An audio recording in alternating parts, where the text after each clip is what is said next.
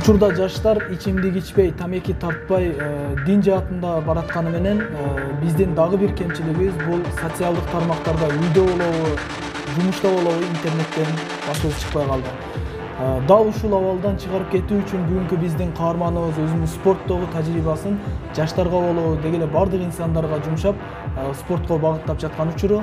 Анда эмесе бүгүнкү биздин көрсөтүүбүздө дал ошол инсан тууралуу 20 мүнөттүк эфир даярдаганбыз. Анда эмесе баштадык.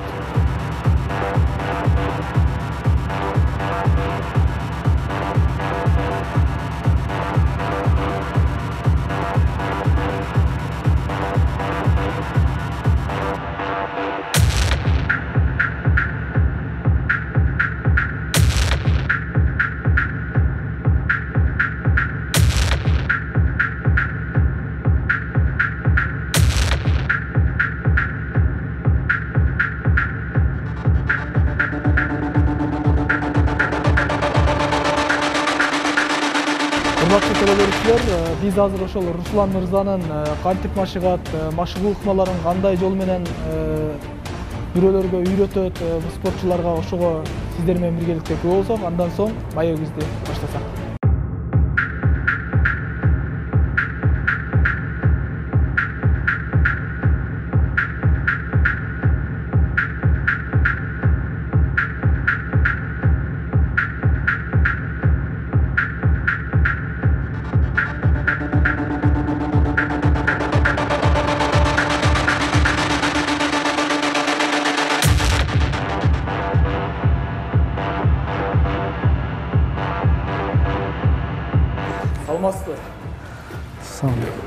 Саламатсызбы, Руслан мырза.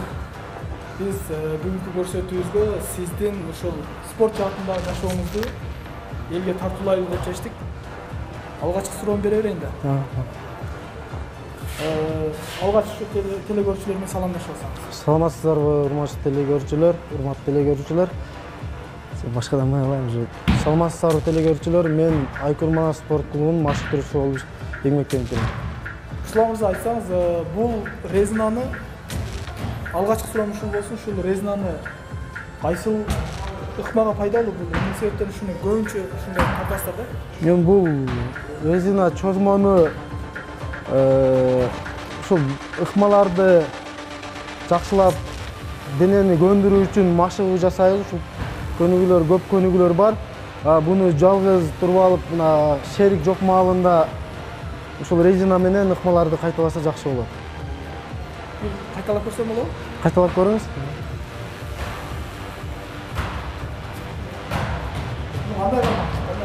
Эми буну аркылы кармап жасасаңыздар да эле болот. Эгер бросокты жасайын десеңиздер, ушул жерден жок, монда кармаш керек, мына колду кармап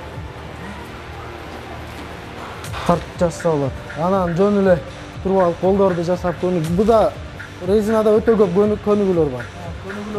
Өтө көп. Жамбашты бурап жасаса болот.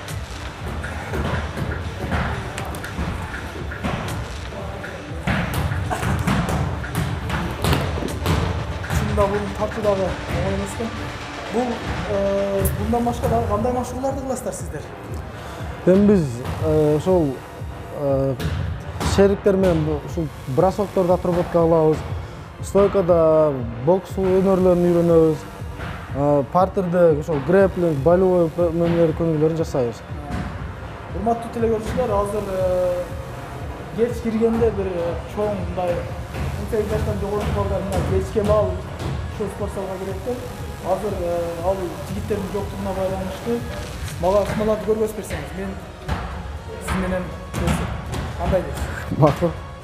Андай болсо азыр ошол ургандагы бир эки ыкманы көрсөтөлү. Урганда кантип коргонууну жана кантип жыгыткан да. Мисалы урганда ушул жерде турсак, мен алдыңкы колдон урганымда сен оң жакка уклон кылып же болбосо аркага тартылсаң дагы болот. Тартылганда андай белди кайруу эмес, аркаңкы бут менен жылып катыш керек кайра урганга.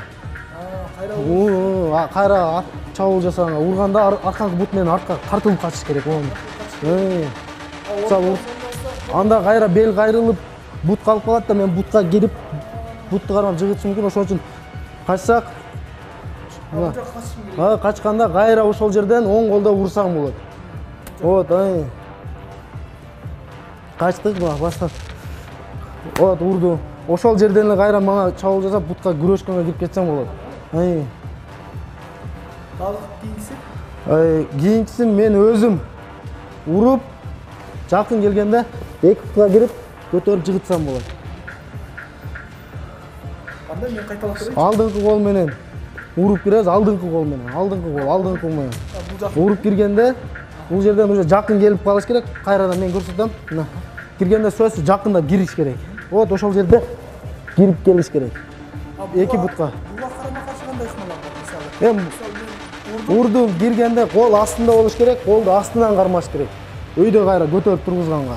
Демек мында кучактай албаш үчүн? Колду астынан салганга, мисалы кирип көрсөң, мен астынан салсам, көтөрүп алам. Бутумду карматпай. Ошон үчүн мен мойнум бул жерде мойнумда кармалып калышы мүмкүн. Ошон үчүн башым мойнум бул көкүрөгүндө туруш керек, мойнумду кармап албаш үчүн. Моунда кармабаш үчүн.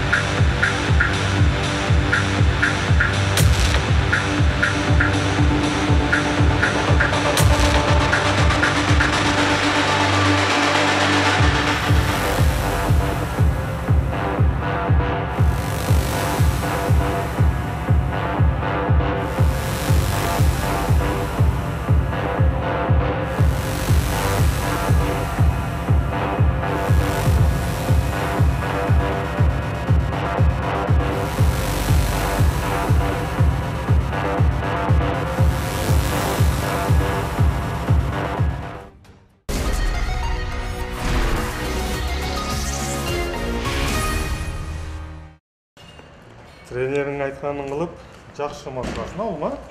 Тренерің не десе ошоны атқарасың, алма?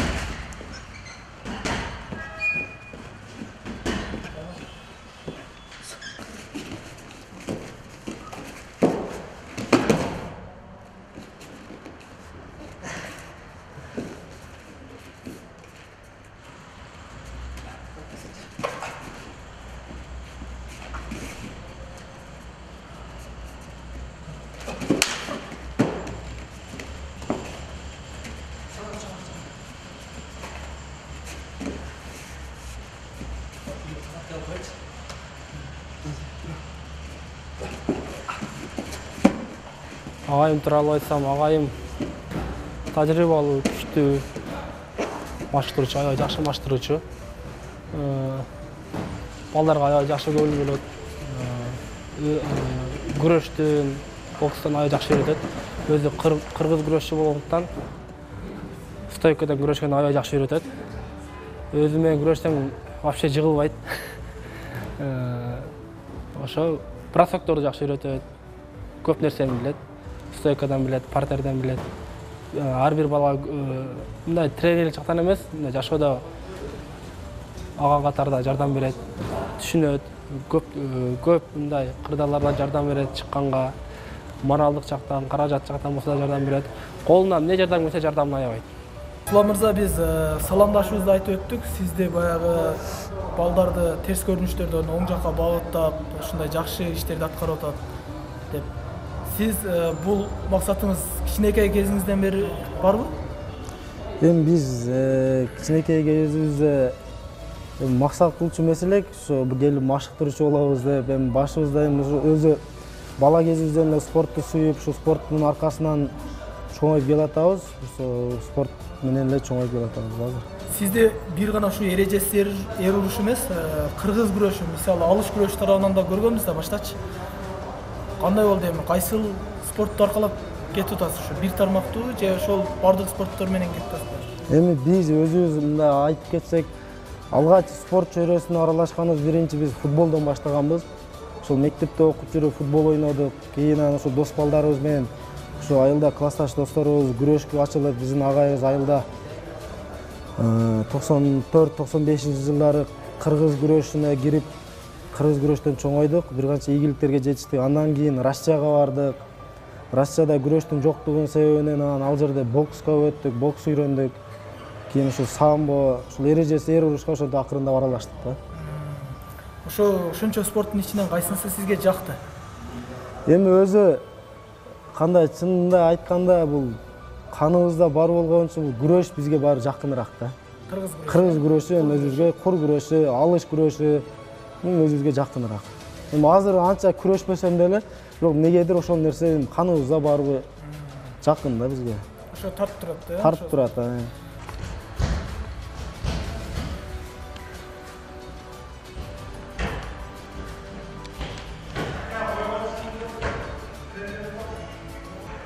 Эрежеси өрүштө эки бутка кирсең да болот, бирок бир бутка кирген ыңгайлуураак болот. Ал уруп кирсек, сол кол менен урабыз, жакын киргенде кармайбыз, астан бутка кармап отургузабыз.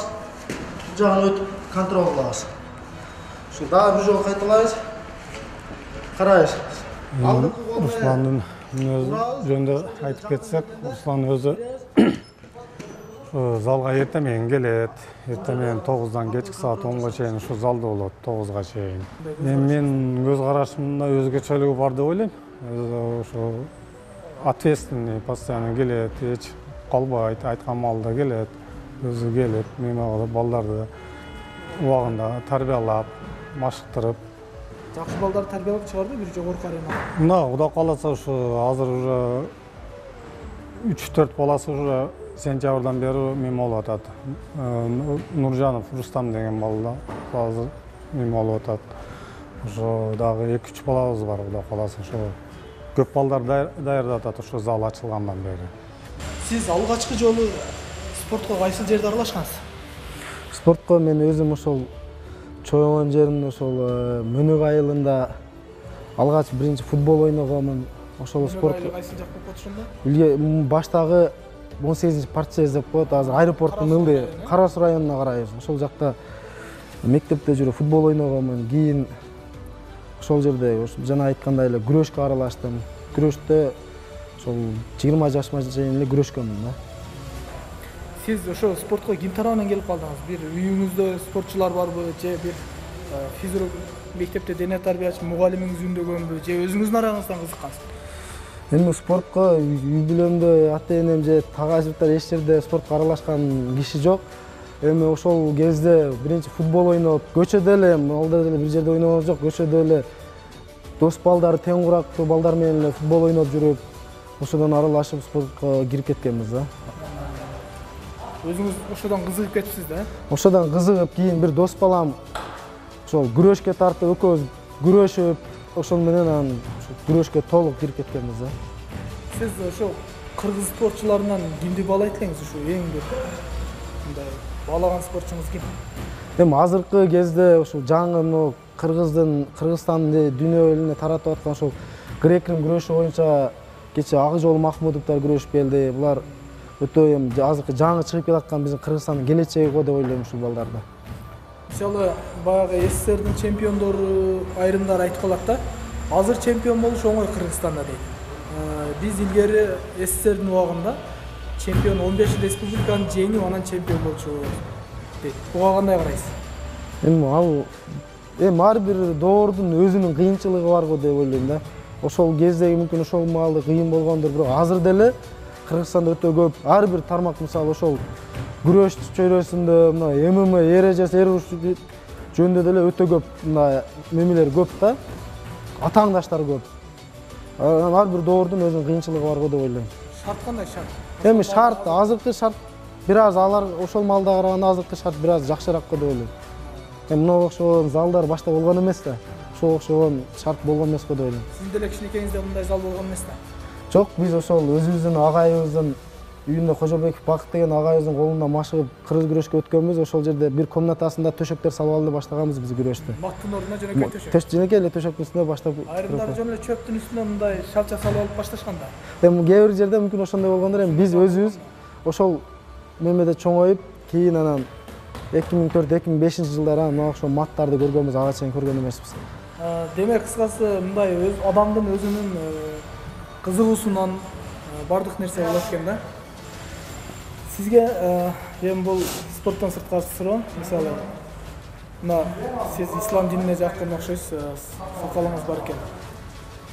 Мисалы ислам дининде айтылат да, адамдын жүзүнө урган болбойт депчи. Кандай жооп бересиз ушуга? Эми бул нерсени туура эле ошондой деп, динде ошондой. Мисалы машыктырып аткан, ошого жүзүнө ура турган спорт экен да. Эми биз ошондой болсо керек, бул нерсени көп илимдүүлөр, дин алымдары кайтарат. Эми биз ушул чөйрөдө чоңоюп калган үчүн азырынча ушул нерсе менен эле кылып келе жатабыз да. Бирок эми динде дагы айтат, Алла Тааланын алдында алсыз мусулманга караганда күчтүү мусулман жогорураак турат деп айтылат да. Эми ошого биз жаштарды көчөдө ичип, башка бекерчиликтен жүргөндөн көрө жок деген ошол дени сактыкка жакшы чөйрөгө үйрөтөйлү деп аракет кылып келатабыз. Албетте, урматтуу телекөрүүчүлөр, көчөдө терс көрүнүштөргө ичип, тамеки чегип, же болбосо бирөөлөрдү тоноп, жаман көрүнүштөр менен жүргөндөн көрө дал мына ушундай Руслан мырзага окшогон машыктыруучулардын колунда тарбияланса, мен ойлойм, биздин жаштар Кыргызстандын желегин желбиретет.